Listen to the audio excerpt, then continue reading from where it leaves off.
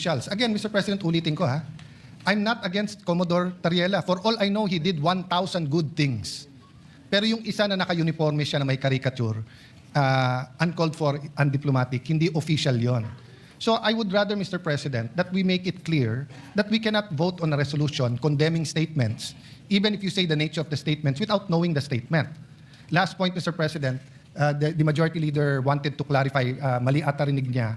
Ang sabi ko, in the 19th Congress, kaya unanimous yung mga resolution, kasi klaro kung ano kinokondem yung water cannon, yung claims about territory, etc.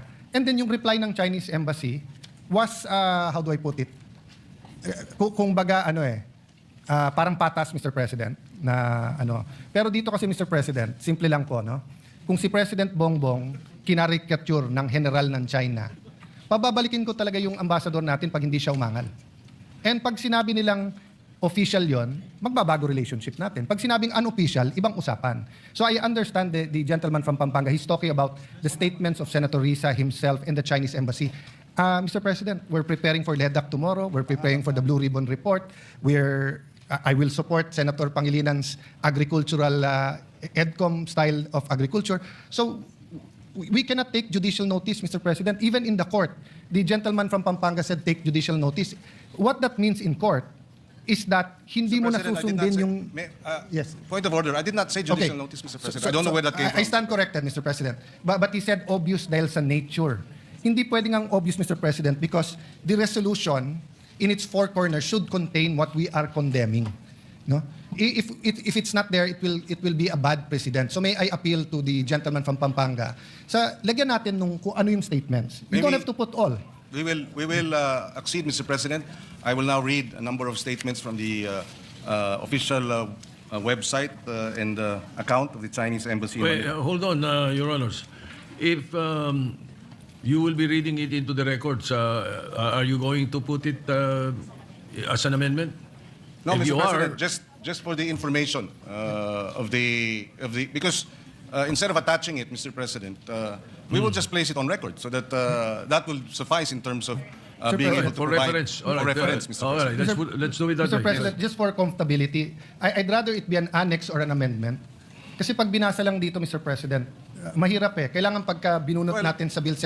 Mr. President, it's an appeal. I'm not saying I'm totally correct, but if you look at future resolutions, we want to be able to get the resolution and be able to judge it in its four corners. Hindi yung bubuksan mo pa yung record. So if we're condemning something, so for example, Mr. President, babalik ta rin ko I'm congratulating the Chinese ambassador.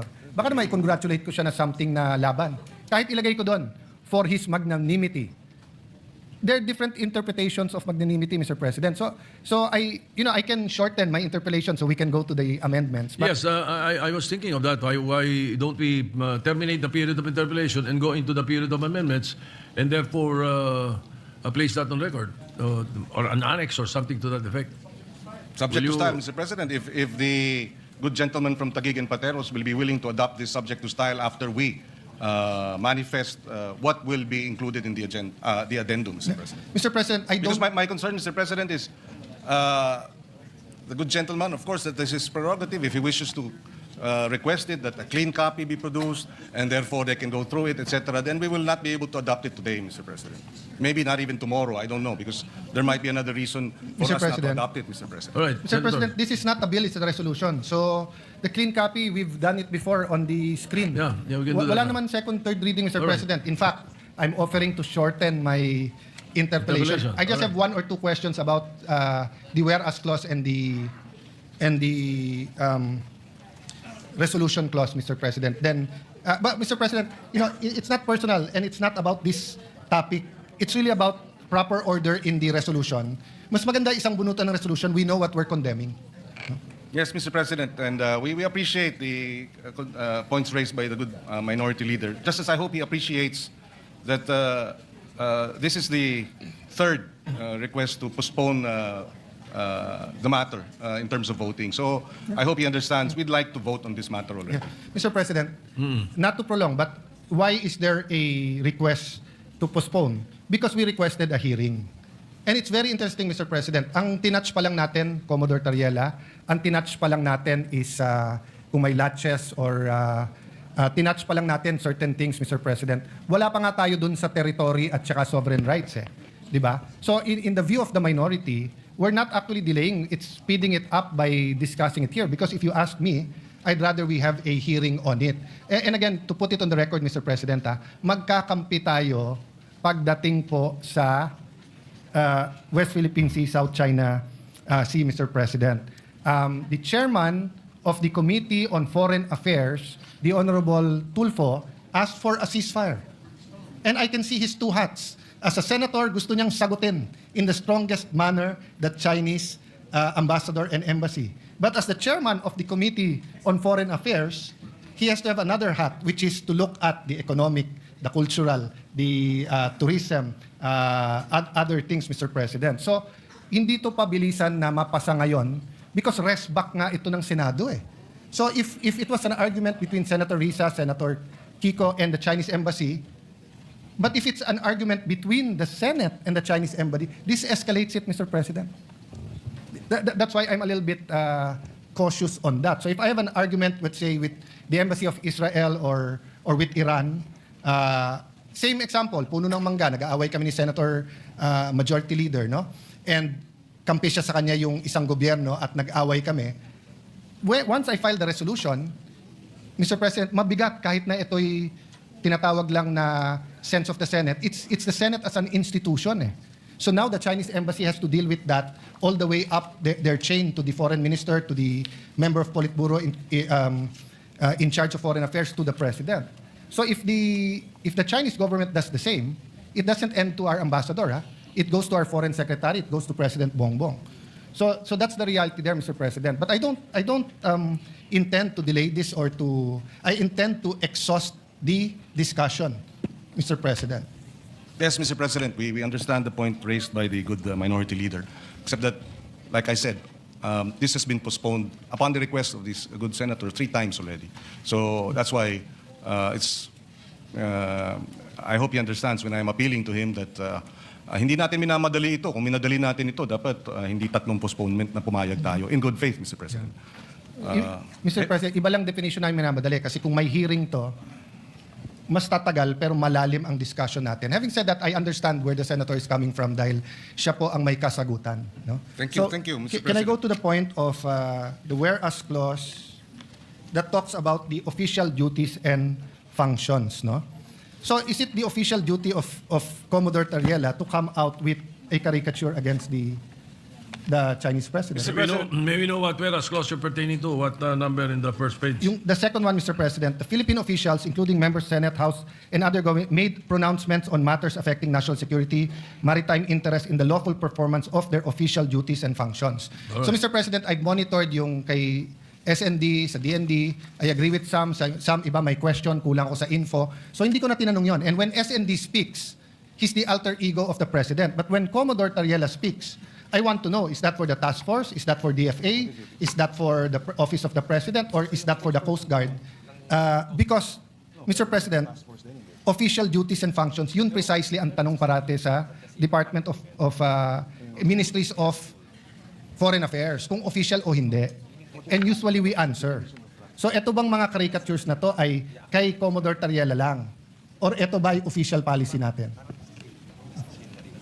Yes, Mr. President, my understanding is the statement issued and the caricature that was presented was undertaken during a Track 2 event in St. Benilde. Track 2 would be a informal academic discussion, Mr. President.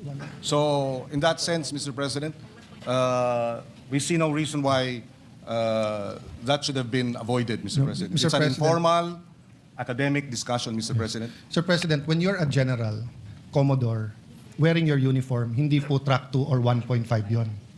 Tatanungin ka talaga ng embassy. So kung meron general sa China na pumunta sa Harvard University or sa University of Tokyo or kahit anong university sa China at may caricature ni President Bongbong, hindi pwedeng ang sagot track 2 yon. Ang tanong, was that official or not? Diba? So sumagot na si Commodore Tariela, I will follow the President. The President has exercised patience and decorum despite standing up for the territory of our country. It's very important that we make it clear here. So if my staff, who is a member of the Senate, goes to a track 2, tapos may caricature siya ng kahit sino sa mga senador dito, papagalitan ko siya at sasabihin ko, subject ka ng Ethics Committee. Lalo kung naka-uniforme siya at nakalagay Senate of the Philippines or Office of Senator Alan. I cannot answer you na this is democracy, Mr. President. Kasi may rules tayo eh. And they're representing the Senate. Now, if on their off time, they attend the rally for pro or anti-divorce, for example, no? Siguro pwede nating sabihin yan ay hindi official ng Senate, pwede. Pero pag nagsalita siya sa stand, tapos meron siyang caricature nung lahat ng senador na anti o pro-divorce, tapos naka-office of Alan Peter Cayetano, subject siya sa Ethics Committee natin, Mr. President.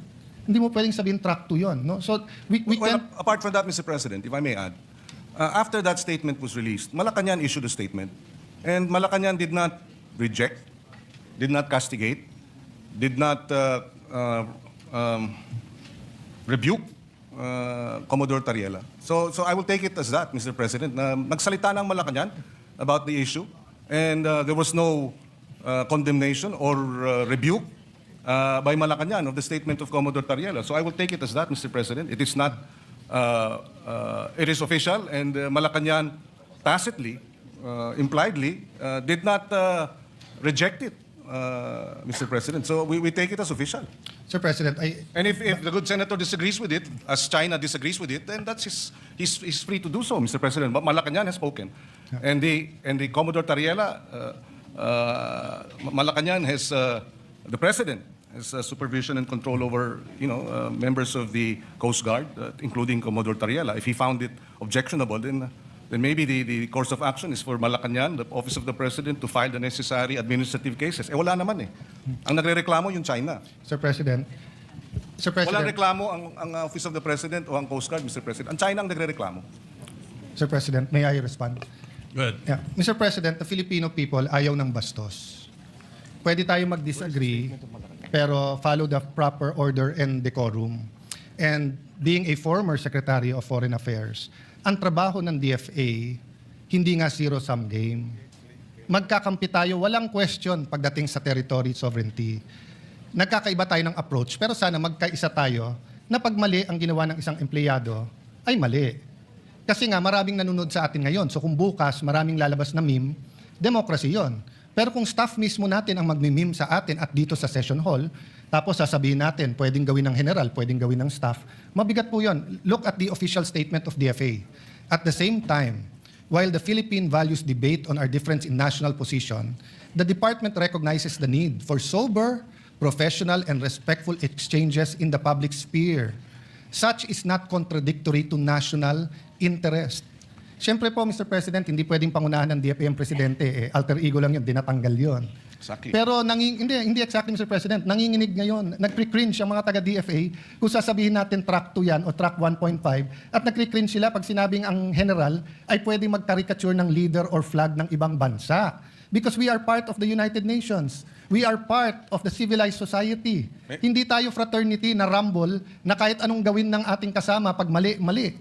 Sa resolution na to nakalagay dyan, performance of their official duties. Bakit napakahirap nating sagutin kung official to o hindi? At Mr. kung mali, President, if I Mr. may. President, may I finish? I allow the gentleman to finish. sasagutin ko na yung point niya. You can answer after me. That is the Okay. decorum here. Do you want to see a meme? Oh, di ba? So, yun nga ang wala tayong bastusan. We follow the decorum, we follow the proper order. But ang sagot parate, China ang umaangal dyan. Wala po tayong angal sa ginagawa ni Commodore Tariela pagdating sa ating national territory. Wala tayong angal po sa ginagawa niyang information campaign. Wala po tayong angal sa pag-build ng Coast Guard, sa pag-aangal sa mga nangyayari tungkol sa skirmishes with the Chinese Coast Guard, no? Mr. President, sa Philippine News Agency, January 29, when asked about the President's stance on the West Philippine Sea issue, Yuse Claire Castro said, BBM wants the government to remain firm but in a diplomatic manner. Hindi po diplomatic. Mr. President, Senator Soto knows this. I've been at his side many, many times, but I've been in his face on the opposite side.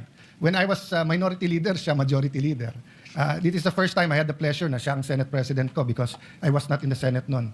But Never ako binastos ng staff nyo, Senator. Even dito sa mga rumors, etc., pag lumapit ako sa opisina nyo, very diplomatic ang inyong opisina. And I hope my staff din. Sinabi ko rin sa staff ko yun, kahit anong away namin ng mga senador, hindi kayo pwedeng makialam. Nung nagsuguran kami ni Majority Leader, Sergeant at Arms at kapwa senador lang dito, walang sumugod na staff ni Senator Mix, walang sumugod na staff ko. Because may tamang order, Mr. President. So ang problema, maraming nanonood sa atin, hindi natin, bakit ba napakahirap sabihin na, Commodore Tariela, 99.9% ng ginagawa mo, tama. Pero medyo sumobre. Medyo naging over-eager ka. Hindi lang si President Xi yun simbolo ng China yun. Di ba? So yes, we're mad about their propaganda, we're mad about their threats, we're mad about what's happening, etc. But you don't want it to be an all-out debate about everything under the sun. You want talks on tourism.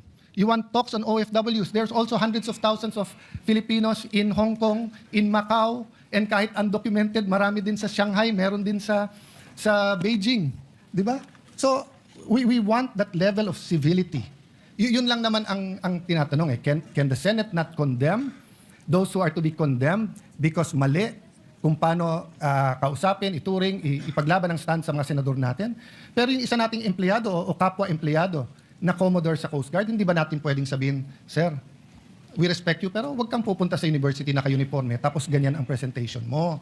Un-Filipino yun, medyo masama ang dating. Mr. Yun President, lang naman issue doon, yes, Mr. President. Just to place it on record, para klaro din sa mga nakikinig, walang banggit ni Commodore Tariela sa resolution. Wala. So, hindi ito tungkol kay Tariela. Kasi kung kay Tariela lang po tayo, medyo nalilihis dun sa mas malawig na usapin ng resolusyon. So walang pangalan ni Tariela, Commodore Tariela rito. Number one. Having said that, tinanong ang Malacanang at tungkol nga sa mga bitiw na salita ng mga opisyal. And I quote, when pressed whether the President stands by the statement of Philippine officials on the West Philippine issue, Castro said yes. So whatever our agencies are doing to fight for the interests of our country, that's what the President wants. And that's also what he has ordered. So if the President found Commodore Tariela's statement as unpalatable or unacceptable, then he should have said so. He did not. So having said that, again, I will reiterate, if he was wrong, then Malacanang should have castigated him and reprimanded him. Malacanang, in fact, supported the statements of the officials, official statements. So I think we should support Malacanang's position, and we should support this resolution, Mr. President. Mr. President, to reply to that, number one, Malacanang said na yung statements at stand ng bawat opisyal, lahat tayong question doon. Nagkakaisa tayo lahat. Lahat tayo nagsasabing atin to. Whether we mean atin to in terms of territory or whether we mean sovereign rights. Kung ang sinasabi ng gentleman from Pampanga, wala ang pangalan ni Commodore Tariela dito, so wag natin pag-usapan, ang problema po, mali ang argument niya kasi walang pangalan ni isa dito sa resolution na to. Di wala tayong pinag-uusapan kahit anong opisyal ng Pilipinas dito. You know, sabi niya, Members of the House, Mr. President, members I'm of not the yet Senate. finished, please don't interrupt. Konting decorum lang tayo po, di ba? Kasi maraming gagaya sa atin po dito. Ang nakalagay po dito, members of the Senate and the House and other government officials. Wala pong pangalan ang senador, wala pong pangalan ang congressman, pero meron other government officials. Hindi ba ho other si Commodore Tariela? That's why I was asking, when we talk about official duties and functions, linawin natin. So kung attending forums is part of his duty, I will support that. If his presentation is the Treaty of Paris, the amendments with the United States, the UNCLOS 1, 2, and 3, kung papakita niya yung arbitral award, kung papakita niya kung paano kinakawawa ang ating mga Coast Guard, then let's do it. If we have to inform our people more and be on TV programs, etc. Ang question, a picture paints 1,000 words. So, parang mong sinabing, wala ka namang tinawag na magnanakaw. Pero yung caricature mo, nagnanakaw siya. Sinabi mo, wala kang tinawag na corrupt. Pero yung picture na nilagay mo doon, corrupt. So, reciprocity is basic sa DFA, sa Ministry of Foreign Affairs. Whatever we say here, the United States is watching, France is watching, Israel is watching, Palestine is watching. So I don't want these countries to do a caricature of President BBM and then sabihin nila, sabi naman yung sa Senado, okay to eh. Di ba? That's why I'm clarifying. Official ba to? Hindi ba napakahirap sabihin ng hindi official yan? Kasi ang kasunod lang simple nun, wag siya mag-uniforme at wag siyang magpapakilala during that event na spokesman siya. Di ba? Ngayon, Mr. President, will his presentation be diluted in any manner if he didn't show that caricature? Hindi naman eh. Hindi naman. So, the gentleman keeps asking me about the other members of the House and Senate. Kung wala akong nakikitang problema doon or hindi ko pa napag-aaralan yun, that's beside the point. Ang pinag-uusapan natin, what is all over the news, na minomonitor ng lahat ng ASEAN countries, minomonitor ng trade attaches nila, minomonitor ng labor attaches ng iba't ibang bansa para makita ang Pilipinas ba, ano ba values nito? Marunong ba to sa diplomatic, hindi lang niceties rules to and everything, Mr. President. That's why, kaya humaba yung discussion, simple lang ang tanong ko official duty ba ng isang general maglabas ng caricature ng Pangulo ng ibang bansa? Kasi obvious ang sagot doon, hindi. Hindi sagot doon kung ano sabihin ng Malacanang. Maraming sinabi si Duterte na sinabi ng Congress before, mali yun. Di ba? Hindi naman natin sinagot dito sa Senate na basta't sinabi ni Duterte, tama. Basta't sinabi ni Arroyo, tama. Basta't sabihin ni Pinoy, tama. Hindi. Kaya nga may Senado May check and may balance. So pag yung isa sumobra, pag sumobra Supreme Court, may check. Pag sumobra Congress, may check. Pag sumobra ang executive, may check. Second, you have to look at the character, demeanor of not the office of the President, but the President himself. The President himself, hindi niya style to call out employees in public. Hindi niya style yun na ikaw tama, ikaw mali, mali. Di ba? But everyone knows na mali na tirahin mo yung Pangulo ng isang bansa with caricatures na naka-uniforme, general ka pa. So, can you imagine, Mr. President? I'll give you an example. Si President Trump at yung North Korean President. Kasagutan sila. They went to name calling. So, tinawag ni President Trump na rocket man. Sumagot din si Kim Jong-un. No? Walang problema yun, Mr. President, kasi official yon. Kasi pag ginawa ng Pangulo yung international affairs, susunod na yon. So kung may mga opisyal ng gobyerno na sinunod si Trump at tinawag siyang rocket man, which I think the White House spokesperson, I'm not sure the Secretary of State if they followed, but then nung nagkaroon ng meeting sa Singapore at nagkamayan sila at umibay yung asta ni President Trump, he was still firm, he still drew the red line, but hindi na niya inaalaska ang Pangulo ng North Korea. You expect na everyone beneath him toes the line.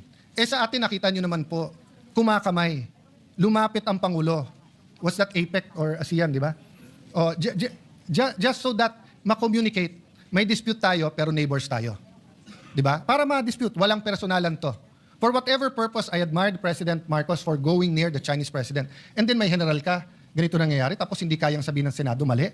So the gentleman from Pampanga expects the Senate to say na mali ang Chinese ambassador sa pakikisagutan kay Senator Risa sa kanya, pero wala tayong wherewithal, wala tayong pakialam, sabihin sa isang general, boss, mali ka naman kasi. So, hindi pwedeng pag senador, meron tayong immunity, mas mataas tayo sa iba, pag tayo tinira, rest back kagad ng Senate. Pero kapag ka-general, tama naman yung 99% niyang ginawa, kaya yung 1%, sabihin na lang natin, official din yon. Simple lang po tanong ko Is it in the performance of his official duty? Ang bigat po niyan kung sasabihin natin yes. It will ripple not only through our military, but it will ripple in time. And it's being watched by students who will be our future diplomats, Mr. President. So I cannot stand here and accept na yung mali pwedeng maging tama. Again, Mr. President, if it is rhetoric, president to president, we're uncomfortable with it, but it's part of the negotiating. So President Trump does that a lot. But once na tumigil siya, once nakamayan na, tigil na rin lahat nung nasa ilalim niya. Hindi man pwede so sabihin natin dito, ang mali ang presidente. Kasi siya, hindi niya binabastos ang Chinese president. So ang general ang tama, ang mali presidente. You cannot reconcile that. No, it defies logic, Mr. President. What the president does, the executive follows. Tayo sa legislative, pwede tayong mag-comment. Pwede tayong mag-resolution katulad para kung ano ang tama at mali.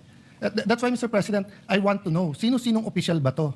Sa Senate, sa House, sa interest nila. Kasi yung DND, medyo klaro yun. Nakita ko yung mga statements, etc. And yung DND, mismong si SND ang nagsasalita. So in behalf of the President yon. So kung gustong i-correct ng Presidente yon, i-correct niya. Hindi naman spokesman ng Presidente ang nakikipagdebate doon eh. Hindi naman spokesman ng DND. At sagutin man nila, sinabi na ni DND, yun din ang stand niya eh. Eto po, hindi. At yung DND po, despite my agreement or disagreement with the Secretary of National Defense, I haven't seen anyone in the DND come out with caricatures of generals of the opposing side or of the president of the other side. Our generals are officers and gentlemen. Is it too much to ask that yung pagiging officer and gentleman sa AFP, PNP, BJMP ay ganun din sa Coast Guard natin? Is it too much to ask a gentleman from Pampanga? Masyado bang malaking ask yon na, boss, paglaban mo Pilipinas pero wag tayong bastusan?